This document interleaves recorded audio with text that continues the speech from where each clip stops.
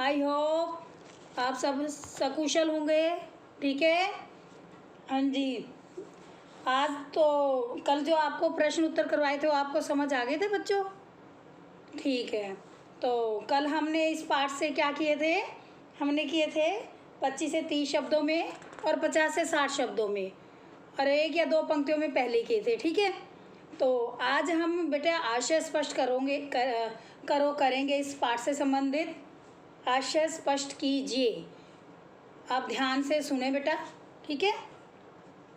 आशय स्पष्ट कीजिए। पहला है, एवरेस्ट जैसे महान अभियान में खतरों को और कभी कभी तो मृत्यु भी आदमी को सहज भाव से स्वीकार करनी चाहिए। यानी इसका क्या मतलब है बच्चों कि लेखिका, इसमें जो लेखिका का दल गया था ना, इससे पहले के दल ने बोला था इनको वहाँ की गतिविधियों के बारे में जानकारी दी, वहाँ की परिस्थितियों से अवगत करवाया था।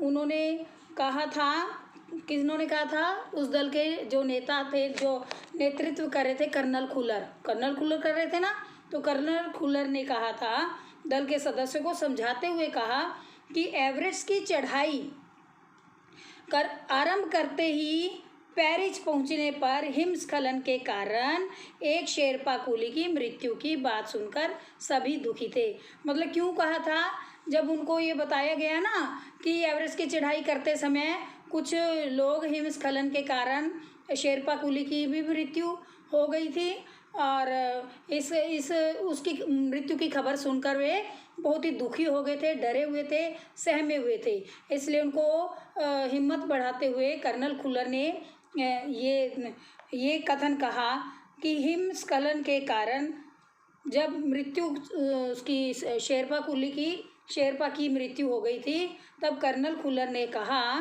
कि एवरेस्ट पर पहुंचना एक महान अभियान है। यानी जो एवरेस्ट पर बहुत ऊंची चोटी है, ये इस पर पहुंचना आसानी नहीं है, क्योंकि वहाँ ऑक्सीजन भी नहीं मिलती है। ऑक्सीजन के सिलेंडर साथ ले जाने पड़ते हैं, जैसे कि आपको पहले बताया गया बेटा। तो वहाँ पर चढ़ना और साथ में सामान लेकर चढ़ना तो और भी ज़्यादा दिक्कत है, और भी ज़्यादा खतरों का सामना करना होता है। तो और उसके ऊपर जब उन्होंने किसी की मृत्यु के बारे में सुना तो और भी दुखी हो गए। तो कर्नल खुलर ने कहा कि यह बहुत बड़ा अभियान है। इस बड़े अभियान में अगर कहीं रास्ते में खतरा आए, कोई चुनौतियां का सामना करना पड़े, तो ज़रूर वो चुनौतियां आएंगी और उनका हमें सामना करना पड़ेगा। कभी कभी तो मतलब हर पल खतरा सिर पर मंडराता हुआ कभी कभी तो मृत्यु का कारण भी हो जाती है, यानी किसी भी सदस्य की मृत्यु हो सकती है। तो ये सोचकर पहले सभी कठिनाइयों से अवगत कराने के बाद ही ऊपर चढ़ा जाता है। तो तभी हिम्मत और जोश के साथ, वरना तो ये वहाँ पर चढ़ाइयाँ चढ़ना बहुत ही असंभव हो जाता है पहले ही अगर डर बिठा दिया जाए। तो यदि ऐसा कठिन साहसिक कार्य करते हुए, इतना कठिन काम है, साहस का काम है, ये करते हुए अगर मृत्यु भी हो जाए तो उसको सहज भाव से लेना चाहिए। यानी इसको गहराई से नहीं सोचना चाहिए अपने मन में कि ऐसा हो जाएगा, ऐसे करेंगे तो ऐसा होगा, ऐसा नहीं करना चाहिए। उस पर शोक मनाना नहीं चाहिए हमें बिल्कुल भी, अपितु आगे बढ़ना चाहिए। कहा गया ना कि अब कोई भी बाधा आए, अपने लक्ष्य को, यानी अपना लक्ष्य जो है उसकी तरफ ध्यान केंद्रित करना चाहिए और अपने ध्यान को भटकाना नहीं चाहिए बिल्कुल भी, क्योंकि ऐसे ऐसे कार्यों में दुर्घटनाएं तो होती ही रहती हैं। और ऐसे महान अभियान में खतरों को कभी कभी तो मृत्यु भी हो जाती है। इसलिए मृत्यु को हमें ये सोचकर चलना चाहिए कि हमारी, अगर हम चढ़ेंगे तो हमारी मृत्यु भी हो सकती है और हम सफलतापूर्वक चढ़ भी सकते हैं। तो ये भाव हमारे अंदर होना चाहिए। इस प्रकार उनके दल के सदस्यों को प्रोत्साहित करने के लिए कर्नल खुल्लर ने ये पंक्ति कही थी। ठीक है बेटा, समझ आ गया? अब आगे चलिए। सीधे धरातल पर दरार पड़ने का विचार और इस दरार को गहरे चौड़े हिमविदर में बदल जाने का मात्र ख्याल ही बहुत डरावना था। इससे भी ज़्यादा भयानक इस बात की जानकारी थी कि हमारे संपूर्ण प्रयास के दौरान हिमपात संभव 1 दर्जन आरोहियों और कुलियों को प्रभावित करता रहेगा। तो इस अनुच्छेद में लेखिका बचेंद्री पाल ने हिमपात से जुड़े अपने अनुभवों की चर्चा करते हुए कहा है ये किसने कहा था बेटे कि वहाँ की ये संपूर्ण प्रयास के दौरान हिमपात 1 दर्जन अवयवों कुलियों को प्रभावित करता रहेगा।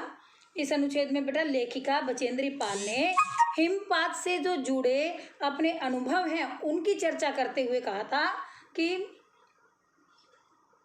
कि अव्यवस्थित और अनियमित ढंग से जब हिमपात होता है ना, बिना किसी समय के अपने आप ही हिमपात हो जाता है, तो उसके कारण धरातल पर दरार पड़ जाती है।